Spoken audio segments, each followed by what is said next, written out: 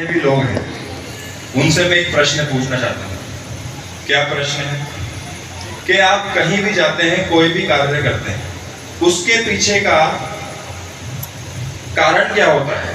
क्या कोई बता सकता है? किस एक चीज, ऐसी चीज, वस्तु है, उस वस्तु को प्राप्त करने के लिए आप सारे कार्य करते हैं? बताइए, बता सकते हैं? अपने हाथ खड़े करके बता सकते हैं? कोई ज्यादातर काम में अपना स्वार्थ होता है। नहीं, सुख शांति करना नहीं करेंगे। करेंगे? नहीं करेगा, नहीं करेंगे। तो जो बेसिक हमारे कारण जो होता है कुछ भी कार्य करने का, उसके पीछे क्या छुपा हुआ होता है? ये कारण आनंद। केवल आनंद की प्राप्ति के लिए हम सारे कार्य करते हैं। या फिर दूसरी भाषा में ये भी बोल सकते हैं कि सुख आ जाए और दुख चला जाए। हर कार्य इसीलिए करते हैं कि नहीं करते जी, कि सुख हमारे आ जाए और दुख चला जाए। ठीक है, लेकिन आप इस जगत के अंदर देखिए, इस जगत के अंदर कैसा है? जो सुख है वो किस प्रकार है? बिल्कुल क्षणिक। और जहां पर सुख है वहां पर दुख जरूर ही होगा। आप यहाँ पर एक एग्जाम्पल से इसको समझिए। जैसे मान लीजिए एक राजा का राज्य है, राजा का राज्य है, उसमें एक व्यक्ति है जिसने कुछ गलत काम किया। अब वहां पर उसको वो सजा देंगे, तो वो सभी सैनिकों को बुलाते हैं राजा और बोलते हैं कि भाई इसको तुम लेकर जाओ और नदी के बीचों बीच लेके जाओ, नाव में बिठाओ और इसका सर जब तक पानी में डुबाना जब तक ये मरने वाला ना हो। जैसे ही मरने वाला हो वैसे ही इसको बाहर निकाल लेना। तो सैनिकों ने बोला ठीक है, जो आ गया महाराज। तो जब वो गए तो उन्होंने वैसा ही किया, ठीक जैसा महाराज ने कहा। अब जैसे ही उन्होंने उसका सर पानी में डुबाया व्यक्ति का, तो वो बड़ा ही जोर से तड़पड़ाने लगा। कुछ देर तक तो उसको कुछ नहीं हुआ, लेकिन जैसे ही कुछ समय हुआ वैसे जोर जोर से तड़पने लगा। अब जब वो पानी के अंदर है तब वो क्या सोच रहा होगा? बताइए, कैसे ना कैसे करके मैं इस पानी से अभी के लिए बाहर आ जाऊं, बस यही सोच रहा होगा ना। अगर कोई व्यक्ति पानी के अंदर इसका मुंह कोई अगर डुबो दे तो वो उस वक्त क्या सोचेगा कि किसी भी कारण से कैसे भी अभी मैं कैसे ना कैसे बाहर आ जाऊं। उस वक्त उसके लिए ना धन दौलत जरूरी है ना कुछ भी जरूरी है, बस बाहर आना जरूरी है। तो जैसे ही वो मरने वाला था वैसे ही राजा ने कहा था ना भाई बाहर निकाल लेना। तो सैनिकों ने क्या किया? उसे बाहर निकाल लिया। और जब बाहर निकाल लिया तो वो सुखी हो गया। उसको उस वक्त कैसी अनुभूति हो रही थी कि इससे बड़ा कोई भी सुख नहीं है जीवन में। लेकिन अब वो क्या, राजा ने क्या कहा था? जैसे ही थोड़ी देर बाहर आए वैसे क्या करना? फिर डुबो देना। तो फिर सैनिकों ने क्या किया? वापस क्या किया? उसको अंदर डुबो दिया। फिर वो तड़पने लगा, फिर बाहर निकाल लिया।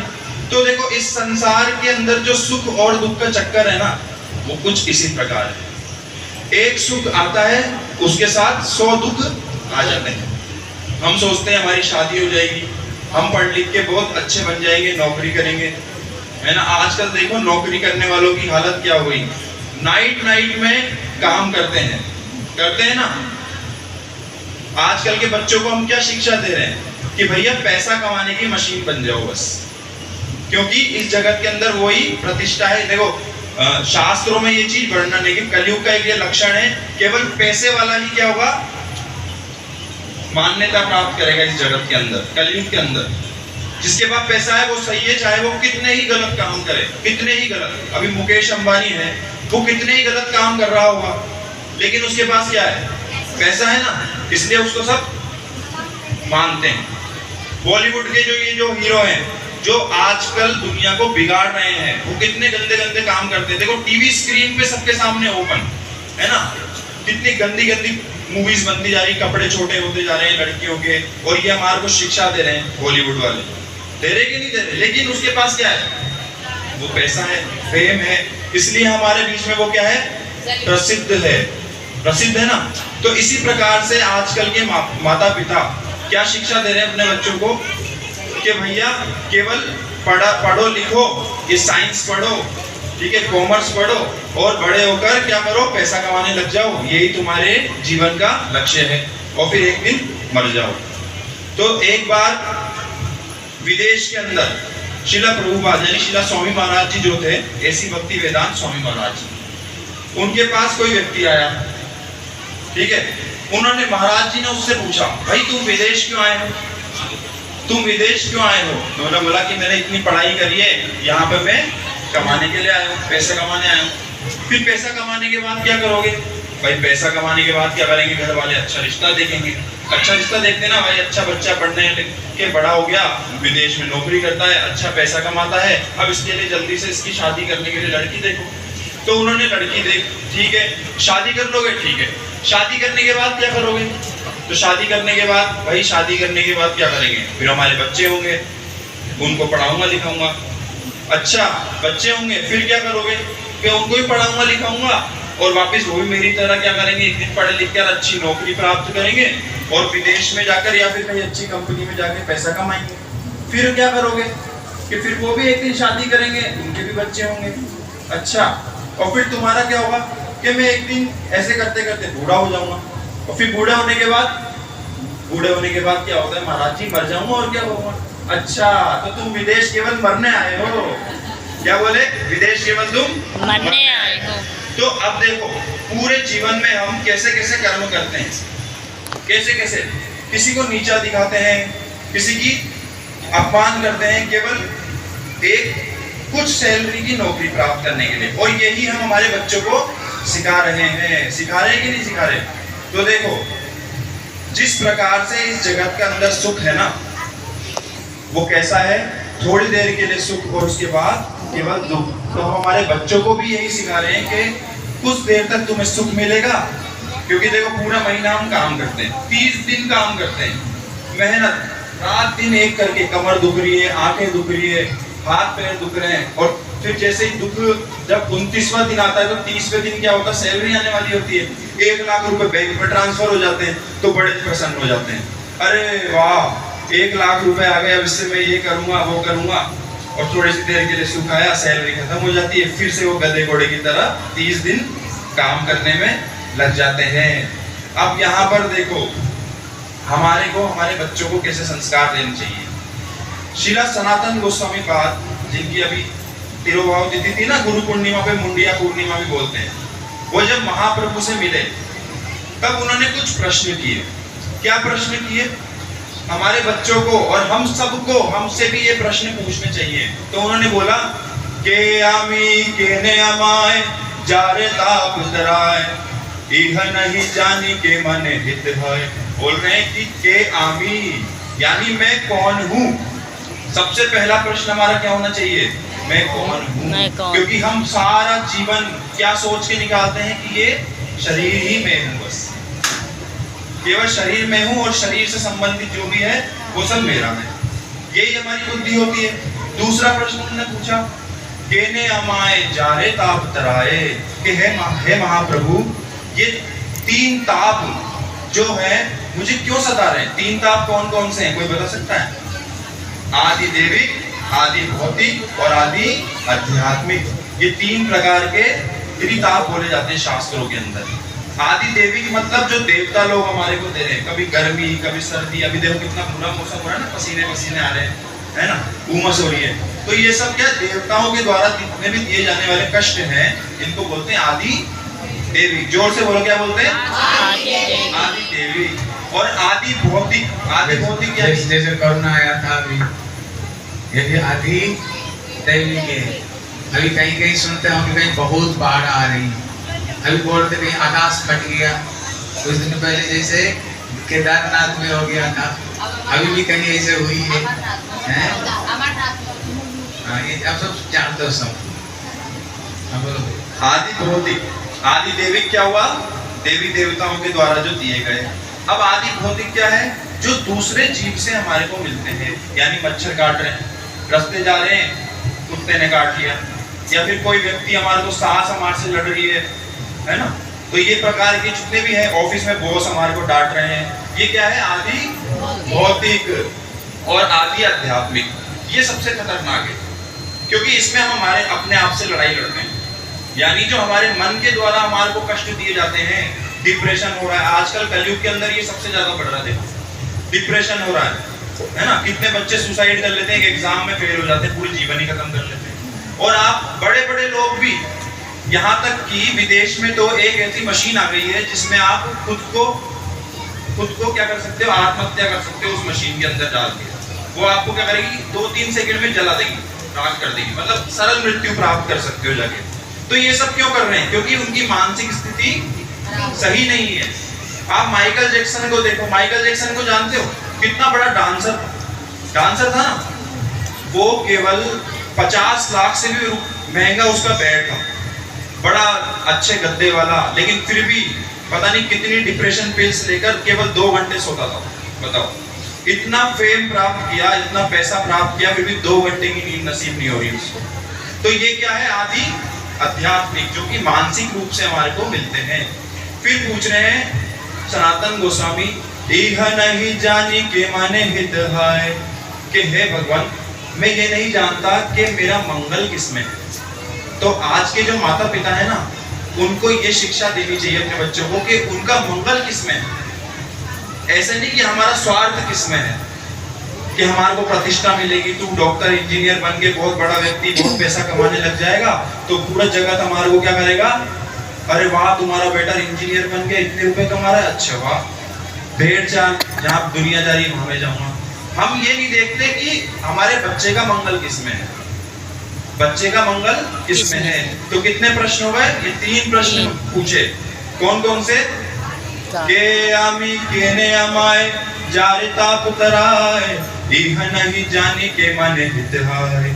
अब देखो, सबसे पहला प्रश्न है कौन हूं मैं कौन हूं? तो मैं कौन हूं? सबसे पहला ये बनता है, मैं ये शरीर नहीं हूं। मैं कौन हूं? आत्मा हूं। जैसे भी हमारे गुरु महाराज बता रहे थे ना, भरत महाराज जी के चरित्र में, उन्होंने क्या बोला, भैया शरीर तो मोटा पतला होता है, आत्मा थोड़ी ना मोटी पतली होती है। होती है क्या? नहीं होती ना। तो उसी प्रकार से हम क्या है? आत्मा। और हमारे को ये देखना चाहिए कि इस आत्मा से किसका संबंध है और इस आत्मा का परम मंगल किसमें है। तो महाप्रभु उनको शिक्षा दे रहे, देखो भाई तुम कौन हो? सबसे पहले शरीर नहीं, तुम आत्मा हो। आत्मा। और आत्मा कौन है? भगवान की, बोल रहे कि जीवेर स्वरूप है कृष्ण नित्य दास, कृष्णेर तटस्थ शक्ति भेदा वेद प्रकाश। बोल रहे कि जीव यानी आत्मा, जीव आत्मा क्या है? उसका वास्तविक स्वरूप है कृष्ण का नित्य दास है। वो कौन है? कृष्ण का नित्य दास, यानी हम भगवान के क्या है? सेवक हैं। और भगवान की सेवा करने से ही क्या होगा? हमारा वास्तविक मंगल होगा। तो ये भगवान ने यहाँ पर क्या दिया? सनातन गोस्वामी पाद को उपदेश दिया। और ये जो जारे ताप उतर आए, ये जो 3 ताप है तुम्हारे को क्यों सता रहे हैं? क्यों सता रहे हैं ये 3 ताप? क्योंकि हम इस संसार के अंदर आकर क्या करते हैं? भगवान का भजन ना करके केवल मात्र किन चीजों में लगे हुए हैं? संसार की वार्ताओं में लगे हैं, विषय कथा सुनने में लगे हैं। ठीक है ना? किस में लगे हैं?